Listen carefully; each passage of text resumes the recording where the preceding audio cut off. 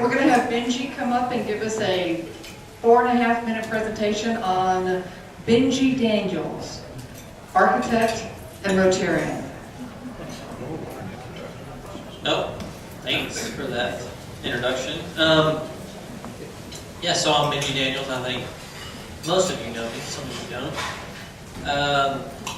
I'm married to Angela Daniels, and we have 2 kids, a 4-year-old daughter, Hayden, and a 1-year-old son, Caleb. And they definitely keep us busy. So, I'm an architect. I can remember when I was probably 5 or 6 years old on Saturday morning, I would watch This Old House. I don't know if y'all know that show. It still comes on. It's been on for like 30 years. But instead of watching cartoons, I was watching these people renovate old homes and just loved it.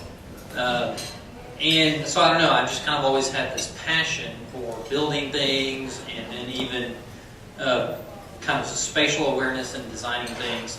I can also remember I was probably like 9 or 10 years old. My dad and I decided we were going to design and build a fort in the backyard for me and my brother. And so we're building it, and my dad's about to cut this board that's a roof joist. And I said, no, that's not how that's supposed to go. That's wrong. You need to cut it like this and do this. And of course, my dad's thinking, what is this 9-year-old kid thinking? He's telling me this. Sure enough, I was right. So anyway, kind of the architecture in me goes way back.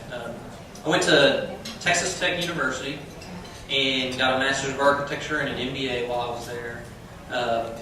And then about 6 months after I graduated, moved to San Antonio and really enjoyed living in San Antonio. Worked for a firm here, and then about 2 years ago, myself and a guy named Derek Keck started Latitude Architects. And it's just been a great lot of fun, kind of owning our own business. It's been challenging. I have some notes here so I don't get too long-winded. But it's been an extremely rewarding thing to have our own architecture firm. We, I guess one of the things I just kind of wanted to mention as far as the architecture industry goes, kind of some trends and probably some things you hear about are, number one, green building. I think everybody hears about that, and sustainability, and there's a big push in that direction. And there's definitely a lot of good things there, all of the energy saving things.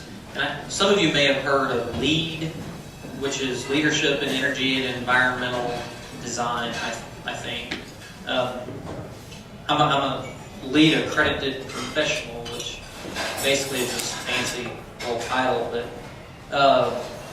if you ever think about building, or your company is doing that, I definitely encourage you to kind of look into the aspects of what the environmental aspects of your building can be.